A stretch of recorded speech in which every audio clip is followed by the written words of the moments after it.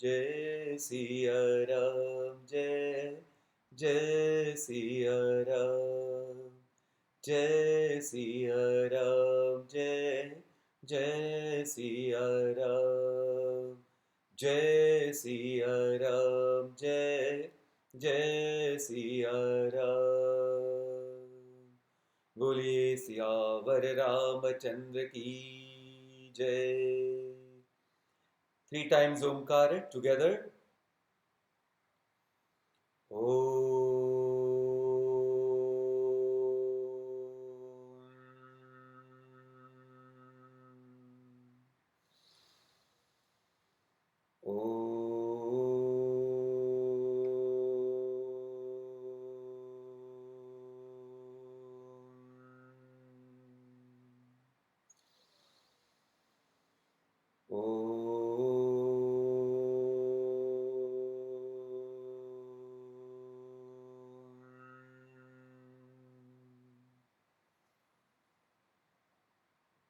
ॐ सहना भवतु सहनौ भुनक्तु सह वीर्यं करवावहै तेजस्विनावधीतमस्तु मा विद्विषावहै।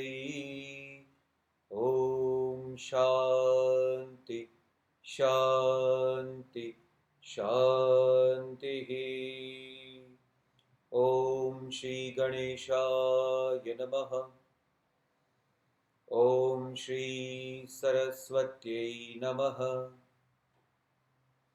ॐ श्री गुरुभ्यो नमः। ॐ समस्तजनकल्याणे निरतं करुणामयं नमामि चिन्मयं देवं सद्गुरुं ब्रह्मविद्वरम्।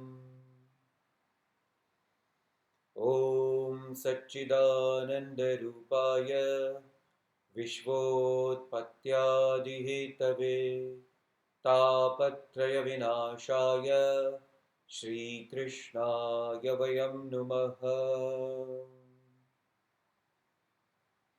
ॐ दक्षिणे लक्ष्मणो यस्य वामे तु जनकात्मजा पुरतोर्मारुतिर्यस्य तं वन्दे रघुनन्दनं। हरिः ओम्।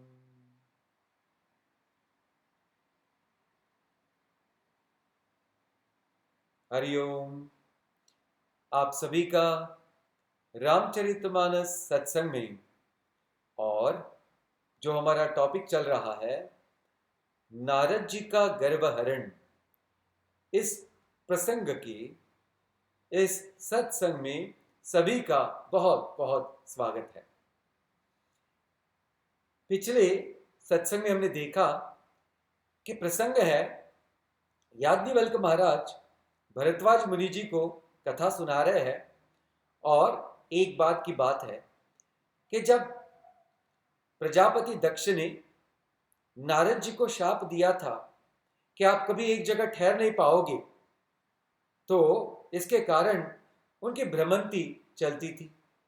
लेकिन एक समय ऐसा था कि वो हिमालय की गोदी में बहुत सुंदर ऐसे स्थान को देख करके भगवान को उन्होंने स्मरण किया, और जैसे ही ये नारायण भगवान को उन्होंने स्मरण किया तो उनका जो शाप था और जो भ्रमंती वाला, उसका इफेक्ट एकदम कम हो गया, और वो वहां गंगा नदी जी के किनारे एक गुफा थी, उस गुफा में जाके बैठ गए और बैठे उनकी समाधि लग गई।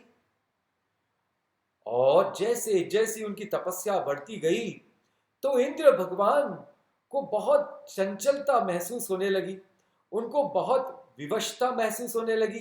क्यों? क्योंकि नारद जी बड़ी तपस्या कर रहे हैं और कहीं इनका तप बहुत बढ़ गया, और उन्होंने मेरे अमरावती यानी मेरे पूरे इस वैभव को, ऐश्वर्य को, जो इंद्र की राजधानी है, उसको अगर मांग लिया तो मेरा क्या होगा? ऐसे इंद्र के मन में डर हुआ। ऐसे भी इंद्र के मन में एक नकारात्मक वृत्ति का जन्म हुआ और उसकी वजह से कामदेव को बुला करके उन्होंने बोला आपके सब साथियों सहित आप जाओ और नारद जी की जो समाधि है, उनका जो तपस्या है, उसको भंग करो। कामदेव जी वो तो इंद्रदेव राजा है देवताओं के, तो उनकी बात सुनकर आज्ञा मानकर चले। सब तरीके से कामदेव जी ने प्रयत्न किया, लेकिन नारद जी की कोई भी बात, यानी वो उन पर कभी भी नाराज नहीं हुए और उनकी तपस्या में कोई भंग नहीं हुआ। फिर ये जो कामदेव थे वो डर गए कि अभी मुनि शाप न दे दे, इसलिए वो नारद जी की कदमों में जाके गिर गए, क्षमा क्षमा क्षमा। और फिर नारद जी ने उनको क्षमा भी कर दी, दो सुंदर अच्छे बोल भी बोले और फिर वहां से जब तपस्या पूर्ण करके निकले तो किसको बताए ये जो मैंने कामदेव पर विजय हासिल कर ली। तो ऐसे घूमते घूमते शिव जी के पास पहुंच गए और शिव जी को ये कहने लगे पूरी कथा। शिव जी ने तो प्रेम से सुनी और फिर बड़े ही हितैषी जान करके नारद जी को ये सलाह दी कि देखो ये बात मुझसे तो आपने कही, लेकिन कहीं भूल से भी हरि जी नारायण भगवान को मत कहना, नहीं तो फिर ठीक नहीं होगा इसका अंजाम। ये बात नारद जी को कुछ अच्छी नहीं लगी। एक दिन घूमते घूमते वो पहुंच ही गए वैकुंठ। भगवान शेष शैया पर आराम फरमा रहे थे।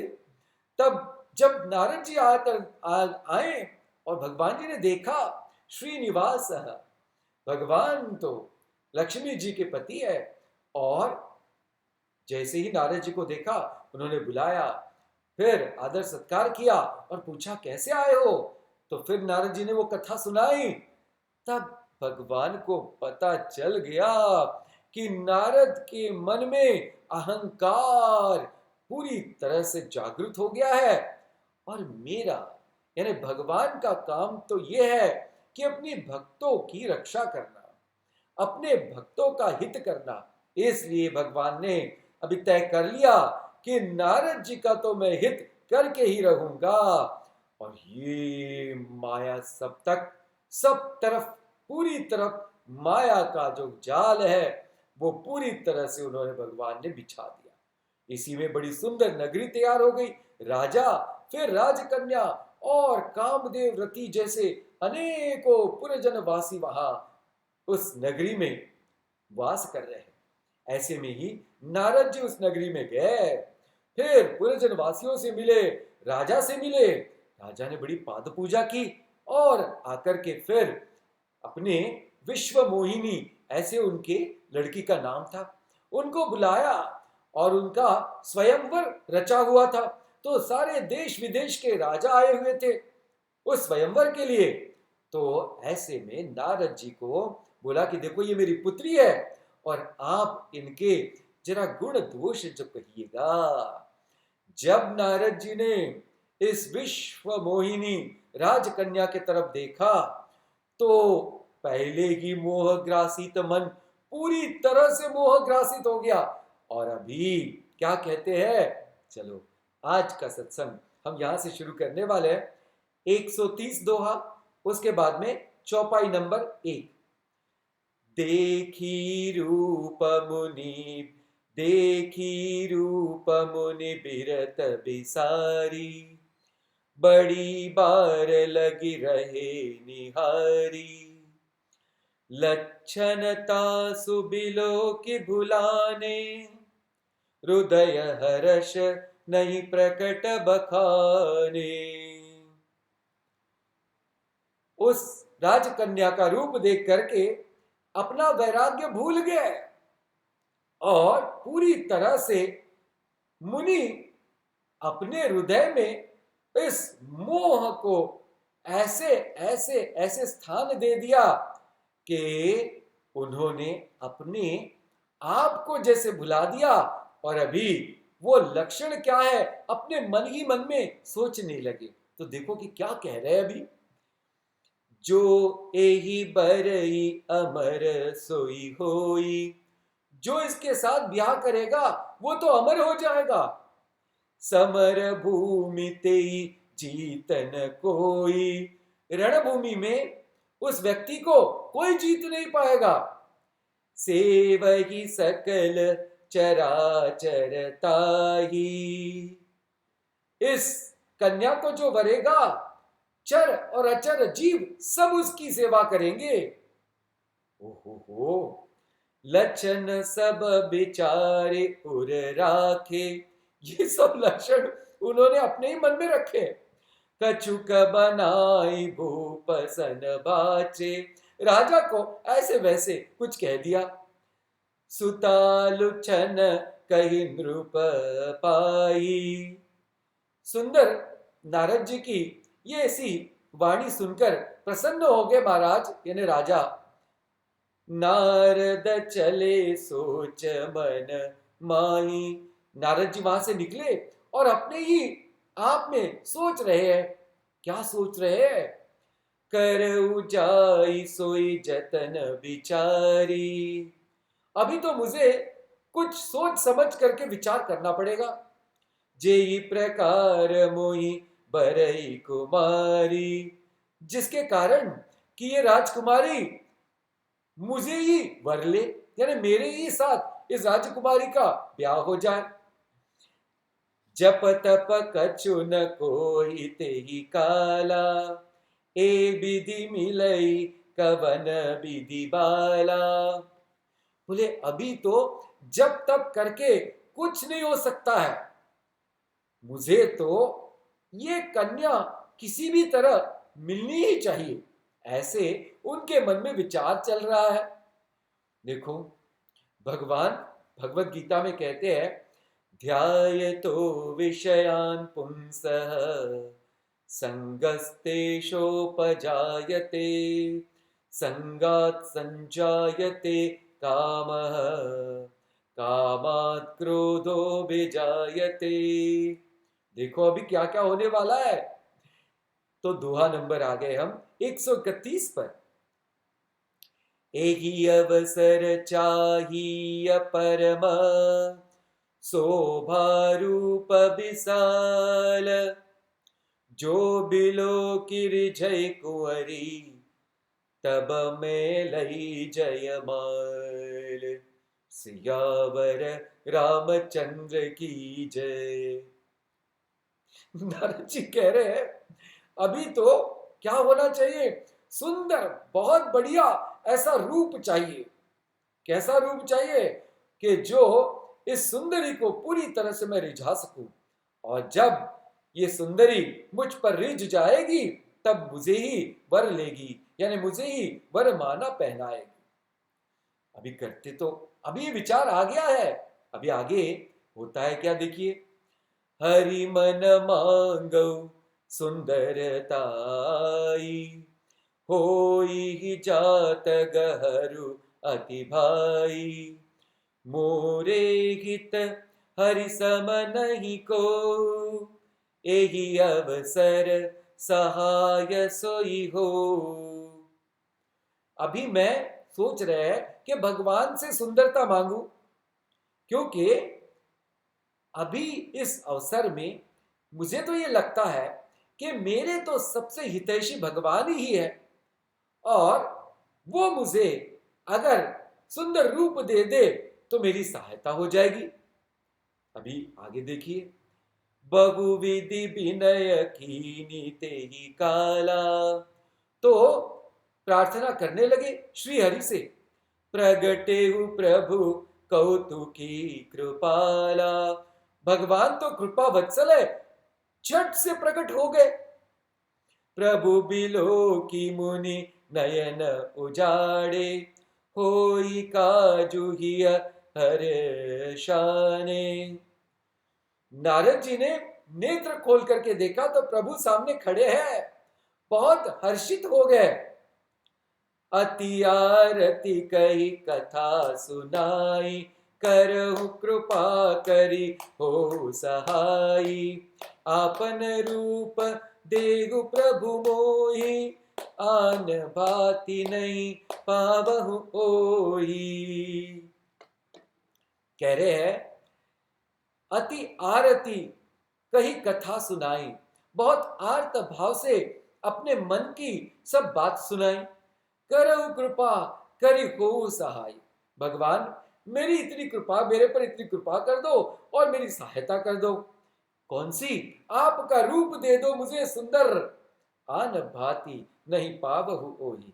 जिस प्रकार वो कन्या मुझे ही वर ले।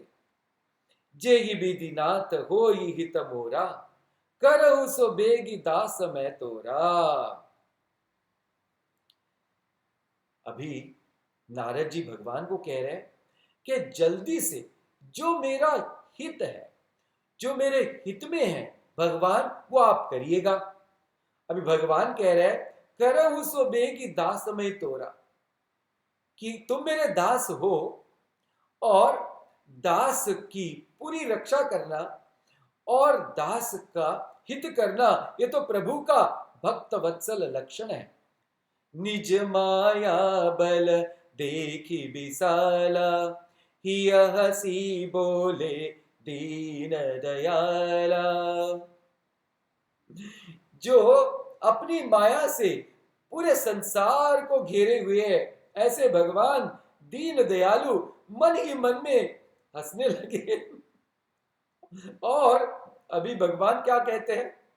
दोहा नंबर 132। जेहि विधि होहि परम हित, नारद सुनहु तुमार। सोई हम करब न आन कछु, बचन न मृषा हमार। सियावर रामचंद्र की जय। कहते हैं, नारद जी सुनो, जिस प्रकार आपका परम हित होगा वही बात हम करने वाले हैं, और मैं जो बोल रहा हूं उसमें कोई भी असत्य नहीं है। ये मैं सत्य सत्य ही बोल रहा हूं। हे मेरे भक्त, कुपथ मार्ग कुत कुपथ मागरुज व्याकुल रोगी, बैदन दे सुनहु मुनि जोगी। अगर कोई रोग से पीड़ित है और वो कुपथ की मांग करता है, तो कभी कोई वैद्य यानी डॉक्टर उसको दे सकता है?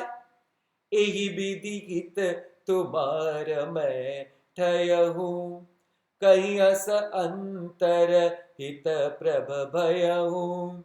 ऐसे करके ही मैंने आपका हित चिंतन में, यानी मैं चिंतन किया है कि कैसे आपका मैं हित करूंगा, और तभी भगवान अंतर्धान हो गए। माया बिबस भये मुनि मूढ़ा, समुझि नहीं हरि गिरा निगूढ़ा। गबने तुरत तहारि शिराई, जहां स्वयंवर भूमि बनाई। जो जो भगवान ने इतनी सरल बात और स्पष्ट बात कही थी, बट नारद मुनि जी की तो मति मारी गई थी, मोह ग्रासित थे, इसलिए उनको कुछ समझ में नहीं आया।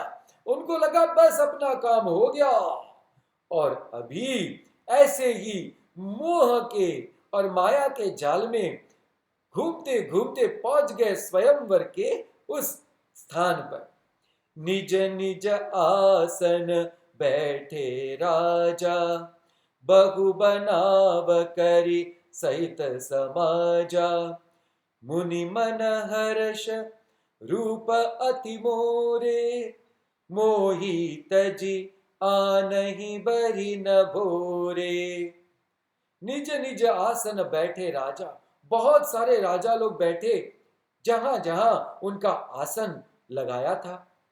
बहु बनाव करी सहित समाजा, वहां बहुत तरह से सब समाज से लोग इकट्ठा हुए थे और सब लोग वहां प्रसन्नता से बैठ गए थे। और और नारद जी वहां गए, बड़े ही आनंद में थे और उनको लग रहा था कि मेरा रूप बड़ी बड़ा सुंदर हो गया है। मोही तजी आनहि बरहि न भोरे, बोले मुझे छोड़कर तब अभी ये कन्या किसी को वरमाला पहना सकती ही नहीं। देखो मन का अहंकार, मन का गर्व, कि कैसे कैसे ये मन पूरी तरह से माया के घेरे में आता है। मुनिहित कारण कृपा निधाना, दीन कुरुपन जाई बखाना, सो चरित्र लखी काहू न पावा, नारद जानी सब ही सिर नावा। मुनि के कल्याण के लिए, नारद जी के कल्याण के लिए उनको ऐसा कुरूप रूप देख दिया भगवान ने कि पूछो मत, जिसका वर्णन नहीं हो सकता।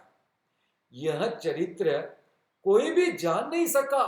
यानी भगवान की माया ऐसी है कि नारद जी को बाकी लोग तो कोई देख नहीं पा रहे हैं, लेकिन उस कन्या को दिख रहा है नारद जी का ये कुरूप रूप, और बाकी सब लोग तो उनके तरफ, नारद जी के तरफ उनका ध्यान ही नहीं है, और ध्यान आता भी तो माया के इस पूरे घेरे में उनको नारद जी कुरूप नजर नहीं आते। फिर क्या हुआ? नारद जानी सबई सिर नावा, सब लोग उनको नारद करके जान रहे हैं और सब लोग प्रणाम करके आगे जा रहे हैं। दोहा नंबर 133। रहे तहां दुह रुद्र गण, ते जानहि सब भेउ, विप्रवेश देखत फिरहि, परम कौतुकी तेउ, सियावर रामचंद्र की जय। लेकिन उस स्थान पर भगवान शिव जी के दो गण आए हुए थे, और ये गण जो है वो विप्र वेश, ब्राह्मण का वेश बना करके वो स्थान पर विचर रहे थे। और वैसे ही नारद जी को देखा उन्होंने, पर उनको पता चल गया इस कुरूप रूप का। जेहि समाज बैठे मुनि जाई, हृदय रूप मिति अधिकाई। नारद जी जाकर बैठ गए अपने स्थान पर, और उनको लग रहा है कि मैं तो भी बस सर्वांग सुंदर हो गया हूं। तह बैठे महेश गण दो, विप्र भेष गति लखई न को। ये शिव जी के दो गण उनके ही पीछे जाकर बैठ गए, और ब्राह्मण वेश में होने के कारण नारद जी ने उनको पहचाना नहीं। करही कूटि नारद ही सुनाई, नीकिति नीकी दीनी हरि सुंदरताई। बहुत ही उल्टी बात कर रहे, नारद जी को कह रहे कि क्या सुंदर रूप है आपका, और आपको भगवान ने क्या बनाया है। रिजही राज कुहरी छवि देखी, इनहि बरही हरि जानी विशेषी। कहते हैं कि आपको देखकर तो राजकुमारी रिच जाएगी ही, और फिर तो आपको ही वरमाला पहनाएगी। मुनि मोह मन हाथ पराए, हसही शंभुगन अति सचुपाए। नारद जी का मोह तो बढ़ ही रहा है, और अहंकार की तो बात ही मत पूछो, गर्व तो अभी 7वें आसमान पे जाके रुका है। अभी ये गण मन ही मन में हंस रहे हैं। जदपि सुनई मुनि अटपटी बानी, समुझि न परई बुद्धि भ्रमसानी। उनकी बुद्धि इतनी भ्रमित हो गई थी, इतनी, कि ये सारी जो बातें थी जिसके पीछे का मतलब, यानी इन बिटवीन द लाइंस, वो पढ़ नहीं पा रहे थे। क्या करे, मोहग्रासी जो होता है और अहंकार से जो पूरा ग्रासित हो जाता है, तो उसको कुछ नहीं दिखता है, बस वो अपने आप को ही सबसे बड़ा समझता है। अभी देखिए क्या होता है। काहू न लखा सो चरित विशेषा, सो स्वरूप नृप कन्या देखा, मरकट बदन भयंकर देहि, देखत हृदय क्रोध भाते। इतने सारे सभा में किसी ने नारद जी को इस मरकट रूप में नहीं देखा, पर उस राजकन्या को, उस विश्व मोहिनी को वो नारद जी का मरकट रूप दिख गया। उनके मन में तो बहुत क्रोध आ गया और उन्होंने वहां देखना भी अभी उचित नहीं समझा। संगी संग लय कुंवरी तब, चली जनु राज मराल, देखत फिरई महिप सब, कर सरोज जयमाल। सियावर रामचंद्र की जय। वो राजकुमारी सुंदर राजहंसिनी जैसी वनमाला लेकर के आगे आगे जा रही है, सब लोगों को देख रही है और देखते ही देखते सब तरफ अभी वो चक्कर लगा रही है। जेगी दिसी बैठे नारद फूली, सो दिसी तेई न बिलो की भूली। जिस तरफ नारद जी बैठे थे उस तरफ तो भूल के भी उस राजकन्या ने देखा नहीं। पुनि पुनि मुनि उकसई अकुलाई, देखी दसाहर गन मुस्काई। नारद जी जब राजकन्या वहां देख नहीं रही है, उस तरफ आ नहीं रही है, तो बहुत छटपटाने लगे, बहुत व्याकुल होने लगे और इनकी ये दशा देख करके ये शिवगण बहुत हंसने लगे, बहुत हंसने लगे। धरि नृप तनु तउ गयउ कृपाला, कुंवरी हरिषि मेले जयमाला। दुलहिनी लई गए लछी निवासा, नृप समाज सब भय निरासा। तभी और एक लीला, भगवान जो कृपालु है श्रीनिवास जी, उन्होंने राजा का रूप धारण करके उस सभा में आकर के बैठ गए। उस कन्या ने राजा को देखा जो भगवान का ही रूप है और उनको वरमाला पहना दी।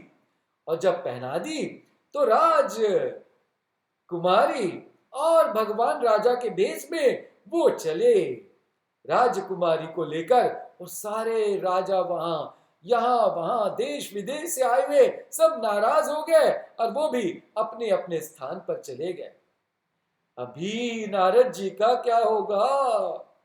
मुनि अति विकल मोहमति नाठी, मणिगिरी गई छूटी जनु गाठी। तब हर गन बोले मुस्काई, निज मुख मुकुर बिलो कहु जाई।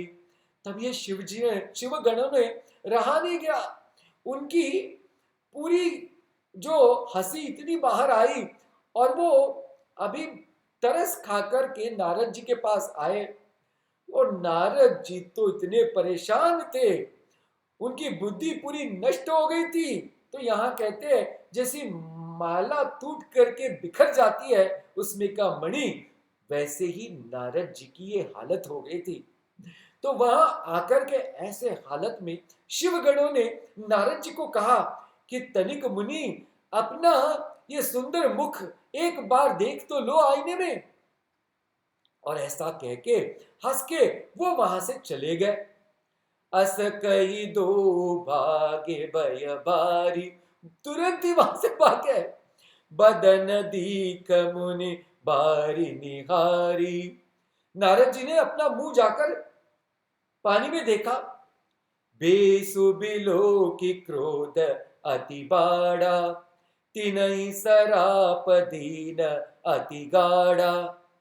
जैसे उन्होंने ये रूप देखा कि मैंने अभी ये मरकट का रूप धारण किया, यानी प्रभु ने मुझे ये मरकट का रूप दिया है, उनका क्रोध और बढ़ गया।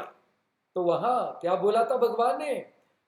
ध्यायतो विषयान पुंस, संगस्तेषोपजायते, संगात संजायते काम। जैसे जैसे कोई व्यक्ति या पदार्थ की कामना हम करते हैं तो वो बढ़ते जाते हैं।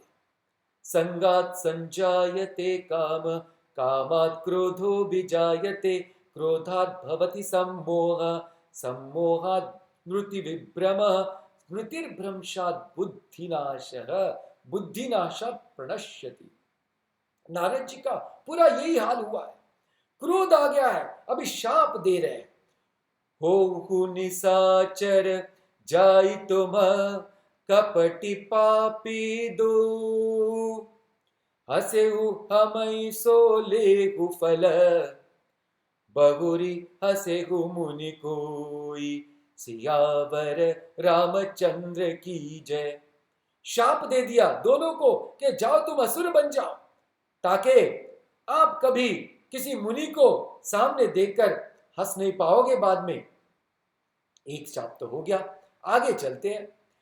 पुनि जल दीख रूप निज पावा, तदपि हृदय संतोष न आवा, फरकत अधर कोप मन माही, सपदि चले कमलापति पाई। इतना क्रोध आया है, फिर से एक बार जो उन्होंने अपना चेहरा देख लिया पानी में, अभी उनसे वो समा मीन्स वो अभी रहा नहीं जा रहा है, तो चले अभी विष्णु भगवान के पास। देवहूं शाप की मरहूं जाई, मैं तो एक तो शाप दे दूंगा, एक तो मैं खुद ही प्राण दे दूंगा, ऐसा मन में विचार आया। जगत मोरी उपहास कराई, सारे जगत में मेरी हंसी करा दी भगवान ने। विजयी पंथ मिले धनुजारी, संगरमा सोई राजकुमारी। ऐसे राजकुमारी, ऐसे नारद जी जा ही रहे थे कि भगवान उनके सामने फिर से प्रकट हो गए। साथ में लक्ष्मी जी और वो राजकुमारी भी थी। अभी तो क्या कहने, नारद जी का तो मन अति अति क्रोध से भर गया। बोले मधुर बचन सुरसाई, मुनि कह चले बिकल की नाई, सुनत बचन उपजाति क्रोधा, माया बसन रहा मन बोधा। अभी जब भगवान ने पूछा सुंदर वाणी में कि हे मुनि आप कहां चले, कोई बात भी नहीं कर रहे हो, देख भी नहीं रहे हो, तब तो अति क्रोध में नारद जी का पूरा शरीर कांपने लगा। पर संपदा सकहु नहीं देखी, तुम्हारे ईर्षा कपट विशेषी। प्रभु को कहने लगे कि दूसरों का अच्छा होना आपसे देखा नहीं जाता है, आप दूसरों के साथ कपट करते हो, आप ईर्ष्या से भरे हुए हो। मथत सिंधु रुद्र ही बौरायऊ, जब मंथन हुआ और उसमें से हलाहल विष निकला तो वो आपने वो शिव जी को दे दिया। सुरन प्रेरी विष पान कराओ, और उनको वो विषपान भी करा दिया। ओहो, ये तो कोई अच्छी बात है नहीं। अभी दोहा नंबर 136। असुर सुराबीश शंकर ही, आपुर मामनि चारु, स्वार्थ साधक कुटिल तुम, सदा कपट व्यवहारु, सियावर रामचंद्र की जय। अभी देखो नारद जी की बुद्धि कैसे भ्रष्ट हो गई। कहते हैं कि शंकर जी को तो विष दे दिया, लेकिन खुद ने तो लक्ष्मी जी को ले लिया। वो जो मणि निकला उसमें से उसको भी, कौस्तुभ मणि को भी ले लिया। तुम तो बड़े स्वार्थी हो, कुटिल हो, और भरा तुम्हारा व्यवहार होता है। परम स्वतंत्र न सिर पर कोई, तुम तो अपने परम स्वतंत्र हो और कोई आप पर अंकुश है नहीं। भाव ही मन ही करहु तुम सोई, जो अपने मन में आता है बस वही करते रहते हो। बल ही मंद मंदे बल करहु, विस्मय हर्षन हिय कछु धरहु। भले को बुरा और बुरे को भला कर देते हो, और हृदय में हर्ष और विषाद कुछ भी नहीं होता है आपके। डह की परिचय हूं सब काहू, सब के सब आप निडर करके ये बातें करते रहते हो, और सब जिसको जो अच्छे को बुरा और बुरे को अच्छा सब करते रहते हो। अति संकस मन सदा उछाओ, आपका मन ऐसे बातें करके बड़ा ही उत्साहित होते रहता है। कर्म सुबह सुबह तुम ही न बाधा, ये शुभ और अशुभ कर्म तुम्हें बाधा भी नहीं देते हैं। अब लगी तुम ही न काहू साधा, अब तक आपको किसी ने ठीक नहीं किया। ओहो, क्या कह रहे हैं नारद जी, आप देखो। भले भवन अब बायन दीना, अब की तुम्हारा पाला अच्छे मुझसे पड़ा है। पाव हुगे फल आपन कीना, तो आपको इसका फल अवश्य मिलने वाला है। बचेहु मोहि जवनि दरि देहा, सोई तनु धरु शापम एहा। तुमको हे प्रभु मानव शरीर धारण करना पड़ेगा इस पृथ्वी तालाब पर, और ये मेरा शाप है। कपियाकृति तुम कीनी हमारी, मेरी मीन्स मेरे शरीर की आपने कपि के जैसा दशा कर दी, कपि का रूप मुझे दे दिया।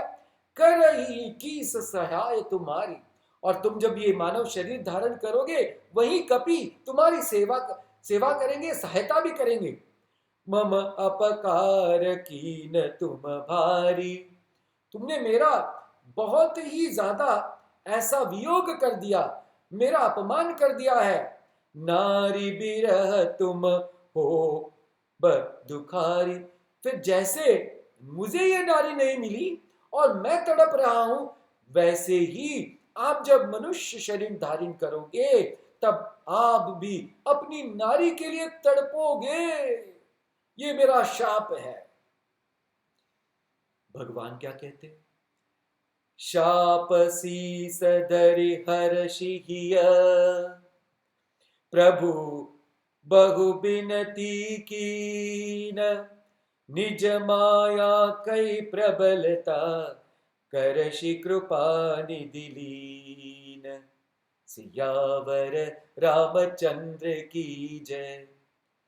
शाप को भगवान ने, प्रभु ने सिर पर चढ़ा लिया, बहुत हर्षित हो गए और नारद जी से विनती करते हैं, और उसी समय भगवान ने अपनी माया को पूरी तरह से खींच लिया। यानी उस समय उस माया का जो प्रताप था, उस प्रताप को पूरी तरह से हटा दिया। जब हरि माया दूरी निवारी, नहीं तह रमा न राजकुमारी। तब मुनि अति सभी तहरि चरना, गहे पाहि प्रणतारति हरना। जब ये माया हर ली तो वहां न लक्ष्मी जी, न वो राजकुमारी, न वो बड़ा सा नगर, कुछ नहीं। तब नारद जी की आंखें खुल गई, बहुत डर गए और प्रभु चरणों में गिर गए क्षमा याचना के लिए। मृषा हो मम शाप कृपाला, मम इच्छा कह दीन दयाला। और विनती करे, प्रभु क्षमा करिए, और ये मेरा जो शाप मैंने आपको दिया है वो मृषा हो जाए, वो झूठा हो जाए। भगवान कहते, नारद हे मुनि, देखो जो भी होता है वो मेरी इच्छा के कारण होता है, या आप भूल गए, इसलिए आप पर ये प्रसंग आ गया। मैं दुर्वचन कहे बहु तेरे, भगवान कहते हैं मैंने ना बहुत सारे दुर्वचन कहे थे ना आपको। कह मुनि पाप मिटही किमि मेरे, फिर मेरे भी पाप कैसे मिटेंगे? तो आपने जब अभी ये शाप दिया तो मैंने वो शाप अभी अपने सर पर ले लिया, और उसकी वजह से मेरे भी सारे पाप कट जाएंगे। लेकिन मैं आपको सलाह देता हूं, हे मुनि, जपहु जाय शंकर सतनामा, होई हृदय तुरत विश्राम।